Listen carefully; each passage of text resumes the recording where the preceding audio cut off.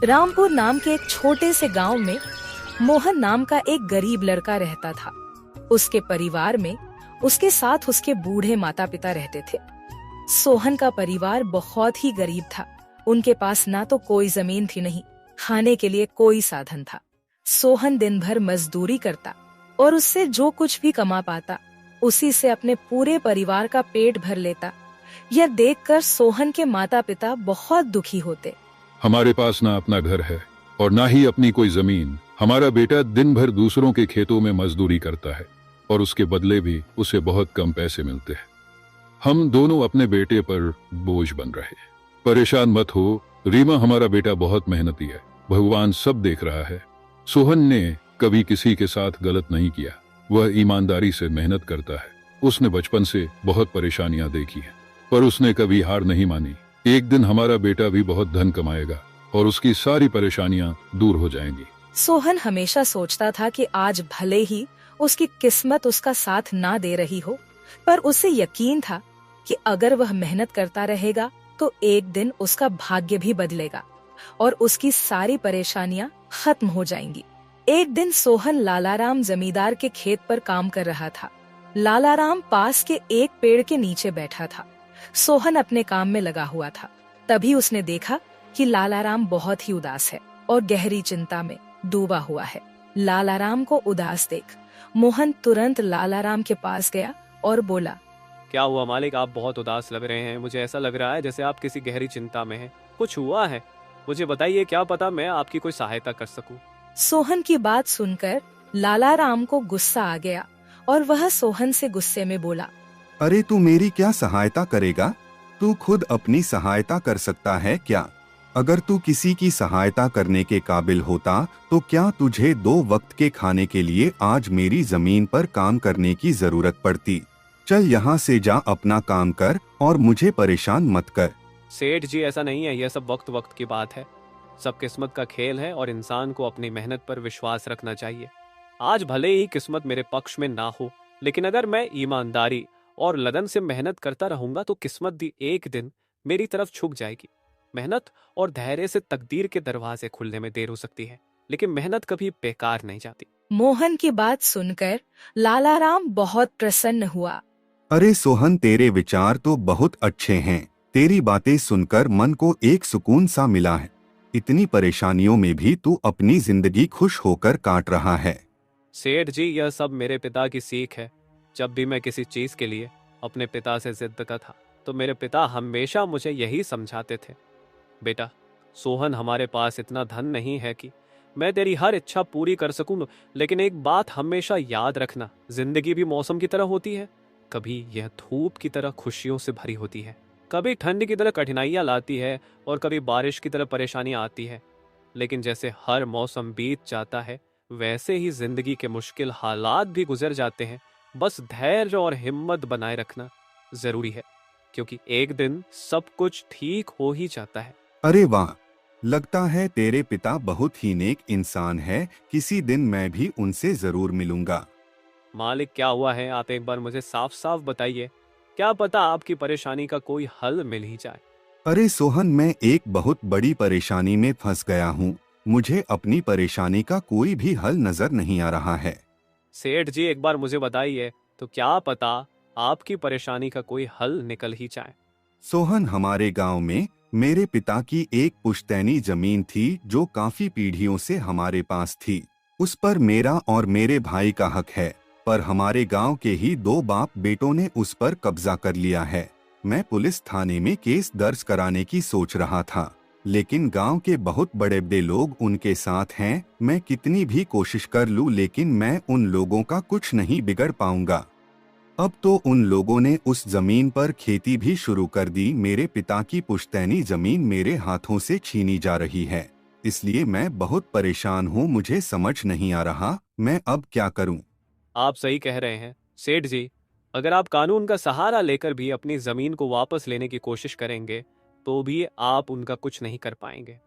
हाँ सोहन, अब तू ही बता, मैं अब क्या करूँ? मैं तो सोच सोच कर परेशान हो गया हूँ। मेरी पुश्तैनी जमीन छीनी जा रही है और मैं कुछ भी नहीं कर पा रहा। सोहन ने कुछ देर सोचा और कहा, मालिक आप चिंता मत कीजिए, हर परेशानी का कोई ना कोई हल जरूर होता है। अगर आप चाहे तो एक तरीका है जिससे आप अपनी जमीन वापस पा सकते हैं। अगर ऐसा कोई तरीका है तो जल्दी बताओ सोहन, वह क्या तरीका है? सोहन ने लालाराम को अपनी सारी तरकीब पूरी तरह समझा दी। तरकीब सुनकर लालाराम मोहन से कहता है, अरे वाह सोहन, तू तो बहुत समझदार है, तूने तो बहुत अच्छी तरकीब बताई है। ऐसे तो मेरी जमीन मुझे जरूर मिल जाएगी, मैं तुझसे वादा करता हूँ। अगर तेरी यह योजना सफल हुई तो मैं अपनी जमीन का एक हिस्सा तेरे नाम कर दूंगा। अरे मालिक, आप ऐसा क्यों कह रहे हैं? आप मेरे मालिक हैं, आपकी वजह से मुझे अपने घर के लिए 2 वक्त का खाना मिल जाता है। आपकी मदद करना तो मेरा फर्ज है, मुझे आपकी जमीन नहीं चाहिए, ठीक है? सोहन तुम बहुत नेक इंसान हो, कल से तुम इस काम पर लग जाओ। सोहन फिर से खेत में अपने काम पर लग जाता है। अगले दिन सोहन जगत और विनोद नाम के उन बाप बेटों के पास पहुंच जाता है जिन्होंने लालाराम की जमीन पर कब्जा कर रखा था। नमस्कार सेठ जी, मैं यहाँ से गुजर रहा था तो पास के लोगों ने बताया कि आपके यहाँ काम के लिए मजदूर की जरूरत है। क्या आपके यहाँ मुझे भी कोई काम मिल सकता है? अरे अरे, कौन हो तुम? तुमसे किसने कह दिया कि यहाँ मजदूर की जरूरत है? यहाँ किसी मजदूर की जरूरत नहीं है।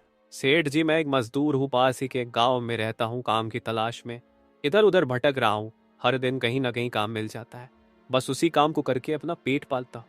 कभी खेती कर लेता हूँ तो कभी कोई मजदूरी। यह तो ठीक है, पर हमारे यहाँ फिलहाल कोई काम नहीं है। सेठ जी, मैंने तो सुना है कि आप लोग इस गांव के सबसे बड़े जमींदार हैं, आपके पास बहुत सारी जमीन है, इसलिए आपके यहाँ हमेशा मजदूरों की जरूरत रहती है। इसलिए मुझे लगा कि यहाँ मुझे कोई ना कोई काम जरूर मिल जाएगा। अरे भाई, मैंने कहा ना, यहाँ किसी भी मजदूर की जरूरत नहीं है। इसका मतलब लालाराम सेठ आपके बारे में सही कह रहे थे? लालाराम ने हमारे बारे में क्या कहा? अरे कुछ नहीं सेठ जी, चलिए तो मैं चलता हूँ। सेठ जी, आपके यहाँ तो कोई काम नहीं है, मैं अपने लिए कहीं और कोई काम देख लेता हूँ। सोहन वहाँ से जाने लगता है। तभी जगत विनोद ने सोहन को रोककर यह पता लगाने के लिए बोलता है कि लालाराम ने सोहन को उन लोगों के बारे में क्या बताया है।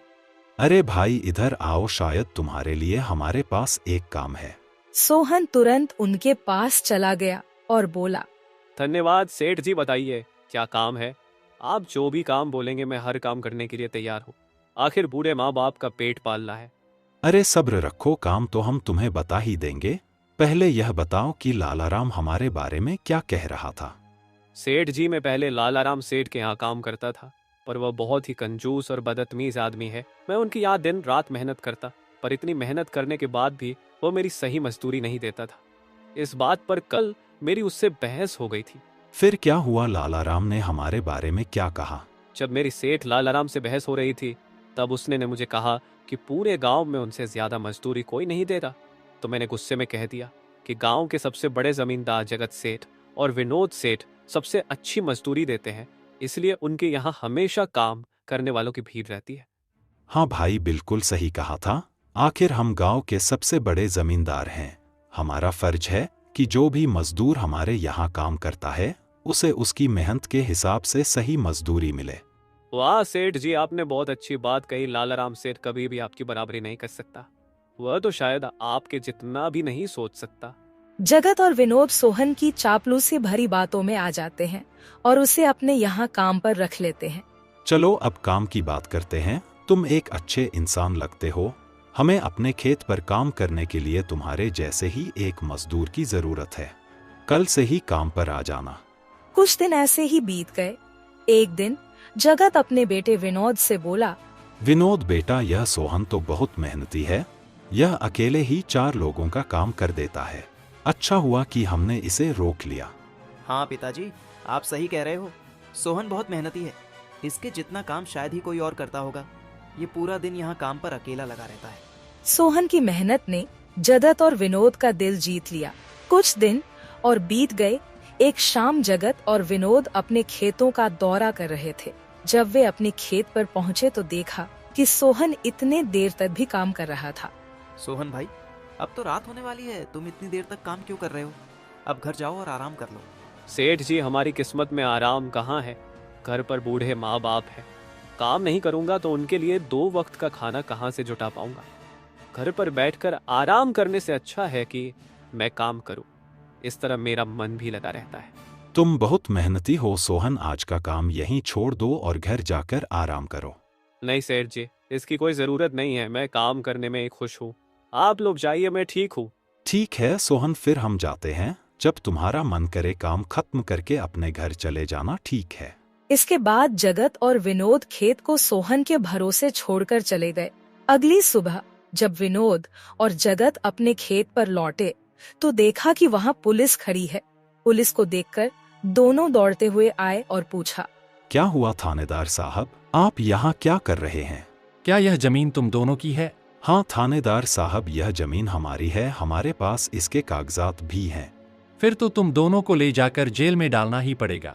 यह क्या कह रहे हैं थानेदार साहब, हम कुछ समझे नहीं, आप क्या कहना चाह रहे हैं? अभी तुम दोनों बहुत अच्छे से समझ जाओगे। वह देखो तुम्हारी जमीन से क्या निकला है। थानेदार के कहते ही दोनों बाप बेटे जब पलट कर देखते हैं तो वहाँ उनकी जमीन में एक लाश दबी हुई थी जिसमें सिर्फ कंकाल बचा था। यह देखकर दोनों बाप बेटे डर जाते हैं। थानेदार साहब, यह किसकी लाश है और यह हमारे खेत में कहाँ से आ गई? अब बहाने मत बनाओ, पहले लोगों को मारो फिर उन्हें अपनी जमीन में गाड़ दो और अब कह रहे हो कि यह क्या है? नहीं थानेदार साहब, हमें नहीं पता कि यह सब क्या है। यह लाश यहाँ कैसे आई, हमें कुछ नहीं पता। अब झूठ मत बोलो, अगर फांसी नहीं हुई तो कम से कम तुम दोनों को उम्र कैद की सजा तो जरूर मिलेगी। फांसी और उम्र कैद की बात सुनकर दोनों बाप बेटे डर गए और थानेदार के सामने गिड़गिड़ाने लगे। थानेदार साहब, हम इस लाश के बारे में कुछ नहीं जानते। हमें नहीं पता यह लाश किसकी है और इसे यहाँ कौन गाड़ कर चला गया। इस मामले से बचने के लिए दोनों ने कुछ तरकीब सोचनी शुरू की। तभी सोहन वहाँ आ जाता है। अरे सेठ जी, यह पुलिस यहाँ क्यों आई है? क्या हुआ है? सोहन देखो, पता नहीं कहाँ से हमारी जमीन में यह कंकाल आ गया है। मालिक, यह कंकाल यहाँ कहाँ से आ गया? ये तो बहुत गंभीर बात है। हाँ सोहन, पता नहीं यह कंकाल यहाँ कहाँ से आया है और थानेदार साहब को लगता है कि इसे हमने यहाँ मारकर गाड़ा है। अब तू ही कोई उपाय सोच जिससे हम इस परेशानी से बच सके। तीनों को आपस में खुसर फसर करते देख थानेदार ने कहा, अब कोई तरकीब मत बनाओ, तुम दोनों बाप बेटों में से कोई एक तो जरूर जेल जाएगा। अब तुम ही तय करो जेल कौन जाएगा। थानेदार साहब, थोड़ा सा समय दीजिए, हम तय कर ले कि जेल कौन जाएगा। मैं बस 5 मिनट देता हूँ, जल्दी से फैसला करो कौन जाएगा जेल। सोहन, जगत और विनोद थोड़ी दूरी पर जाकर बात करने लगे। देखो मालिक, दोनों के फंसने से अच्छा है कि कोई एक फंसे। अब सोचिए कौन जाएगा। हम दोनों में से कोई भी जेल नहीं जाना चाहता। सोहन भाई, कोई उपाय सोचो जिससे हम दोनों इस मुसीबत से बच सके। मालिक, एक बात कहूँ, इस कंकाल को देखकर ऐसा लगता है कि इसे काफी महीने पहले जमीन में दबाया गया होगा। जगत फांसी की बात सुनकर पहले ही डर गया था और सोहन की बात सुनते ही उसने फटाफट पूरी कहानी सोहन को बता दी। देखो सोहन भाई, सच कहूँ तो यह जमीन हमने कुछ महीने पहले ही लालाराम से हड़प ली थी। विनोद की बात सुनकर मोहन ऐसा दिखाने लगा जैसे उसे कुछ पता ही ना हो। क्या क्या कहा मालिक आपने? ये जमीन हड़पी थी, मुझे कुछ समझ नहीं आ रहा, जरा साफ साफ बताइए। जगत ने जमीन हड़पने की पूरी कहानी सोहन को बताई। पूरी कहानी सुनने के बाद सोहन ने कहा, मालिक, मेरे पास एक तरकीब है जिससे सांप भी मर जाएगा और लायत ही भी नहीं टूटेगी। जल्दी बताओ सोहन भाई, क्या तरकीब है? तरकीब बताने से पहले मुझे यह बताइए कि आप लोगों के लिए क्या ज्यादा जरूरी है, यह जमीन या आप दोनों की जान? सोहन, इसमें पूछने वाली कौन सी बात है? हमारे लिए जमीन से ज्यादा हमारी जान प्यारी है। तो एक काम कीजिए मालिक, आप सबसे पहले जाकर थाने आर को बताइए कि यह जमीन सेठ लालाराम की है। आप उनसे बोलिए कि हमने तो कुछ महीने पहले ही यह जमीन बस काम करने के लिए उनसे ली थी, बाकी का काम मैं संभाल लूंगा। अरे सोहन, लेकिन इससे तो हमारी जमीन हमसे छिन जाएगी, फिर क्या होगा? नहीं मालिक, शायद आप मेरी तरकीब समझ नहीं पाए। जब आप थानेदार को बताएंगे कि यह जमीन सेठ लालाराम की है तो पुलिस किसे गिरफ्तार करेगी? सेठ लालाराम को। और जब लालाराम जेल चला जाएगा तब आप लोग फिर से जमीन पर कब्जा कर सकते हैं। इससे आप लोग भी जेल जाने से बच जाओगे और जमीन भी आपके ही के पास रहेगी। सोहन की तरकीब सुनकर दोनों बाप बेटे दंग रह गए। वाह सोहन भाई, तुम तो बहुत होशियार हो। आज तक तुमने हमें अपने काम से खुश किया था, अब तुम्हारी बुद्धि हमारी जान भी बचाएगी। इसके बाद तीनों थानेदार के पास गए और मोहन ने जो कुछ कहा था वही बात दोनों बाप बेटे थानेदार से कहने लगे। थानेदार साहब, यह जमीन हमारी नहीं है। हमने कुछ महीने पहले ही काम करने के लिए यह खेत लालाराम सेठ से लिया था। वह जब खुद फंस गए हो तो अब किसी और को फंसाकर अपनी जान बचाना चाहते हो ना? साहब, अगर आपको हमारी बात पर यकीन नहीं हो रहा तो आप सोहन से पूछ लीजिए। वह हमारे साथ बस कुछ दिनों से ही काम कर रहा है। इससे पहले वह सेठ लालाराम के यहाँ काम करता था। बोलो सोहन, यह जमीन किसकी है? थानेदार साहब, ये जमीन सेठ लालाराम की है। जगत सेठ और विनोद सेठ ने तो बस कुछ समय से इस जमीन पर खेती कराना शुरू किया है।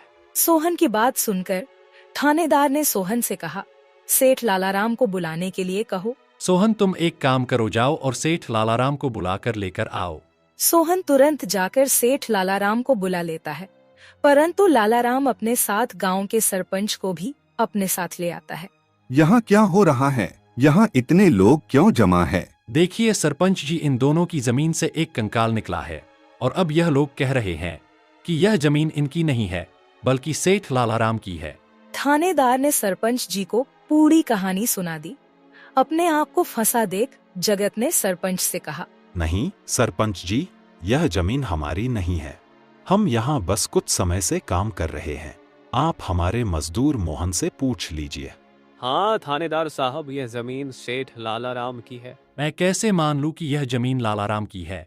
हमारे यहाँ का थानेदार तो कह रहा था कि इस जमीन पर कोई केस चल रहा है और इस जमीन पर तुम्हारा कब्जा था, और अब तुम कह रहे हो कि यह जमीन लालाराम की है। नहीं साहब, हमने लालाराम के साथ धोखा किया था। हम बस इस जमीन को हड़पना चाह रहे थे, लेकिन अब हमें यह जमीन नहीं चाहिए। अगर आप चाहें तो हम केस भी वापस ले लेंगे। थानेदार साहब, आप जाइए, बाकी का काम अब हम संभाल लेंगे। सरपंच के कहने पर थानेदार वहां से चला जाता है। सरपंच ने लालाराम से कहा, अब बताओ, यह कंकाल यहाँ कैसे आया? तुमने किसे मारकर यहाँ गाड़ा है? अरे साहब, यह तो नकली कंकाल है। इन दोनों ने मिलकर मेरी जमीन हड़प ली। मैंने और मोहन ने मिलकर यह तरकीब सोची थी ताकि इन दोनों से सच निकलवा सकें। लालाराम की बात सुनते ही दोनों बाप बेटों के पैर तले जमीन खिसक गई। यह हम दोनों की साजिश थी, इन लोगों के मुंह से सच निकलवाने के लिए। सोहन को इस योजना में शामिल देखकर दोनों बाप बेटों को समझ आ गया कि यह सब सेठ लालाराम और मोहन की मिली भगत थी। दोनों बाप बेटों के पास अपनी गलती मानने के सिवा कोई चारा नहीं था। हमें माफ कर दीजिए सरपंच जी, हम लालच में आ गए थे। हमें माफ कर दीजिए। हम आज के बाद यह गलती कभी नहीं करेंगे और यह जमीन भी सेठ लालाराम को वापस दे देंगे। जगत और विनोद दोनों सरपंच और सेठ लालाराम से माफी मांगने लगे। दोनों को इतना गिड़गिड़ा देख लालाराम ने उन्हें माफ कर दिया। सरपंच ने भी उन्हें जेल नहीं भेजा और सेठ लालाराम ने अपना केस वापस ले लिया। लालाराम के केस वापस लेने के बाद सरपंच जी भी वहां से चले जाते हैं। धन्यवाद सेठ लालाराम जी, आपने हमें माफ कर दिया। आज के बाद हम ऐसी गलती कभी नहीं करेंगे। ठीक है जगत, कोई बात नहीं, मैंने तुम्हें माफ किया। बस याद रखना कि एक जमीन के टुकड़े के लिए तुम अपनों के साथ कभी गलत नहीं करना। बुरे समय में तुम्हारे अपने ही तुम्हारे साथ खड़े होंगे। जमीन का क्या है, कभी मेरी तो कभी तुम्हारी। आखिर में सेठ लालाराम ने सोहन को जमीन का एक हिस्सा दे दिया और उसे जमीन का मालिक बना दिया। सोहन, जैसा कि मैंने वादा किया था, जिस जमीन पर तुम काम कर रहे थे, आज से वह जमीन तुम्हारी है और अब तुम उसके मालिक हो। नहीं मालिक, इसकी कोई जरूरत नहीं है। याद करो सोहन, तुमने मुझसे क्या कहा था? बस मेहनत करते रहो, एक दिन तकदीर का दरवाजा जरूर खुलेगा। तो समझो तुम्हारी तकदीर का दरवाजा खुल चुका है और अब तुम भी जमीन के मालिक हो। अब से तुम्हें किसी और के यहाँ काम करने की जरूरत नहीं पड़ेगी। इस तरह मोहन ने अपनी मेहनत और बुद्धि से सेठ लालाराम को उसकी जमीन वापस दिलाई और दोनों ठगी करने वाले बाप बेटों को भी सबक सिखाया। इस तरह मोहन ने अपनी मेहनत और चतुराई की मदद से अपनी फूटी किस्मत बदल दी और अब वह भी एक बड़ी जमीन का मालिक बन गया था।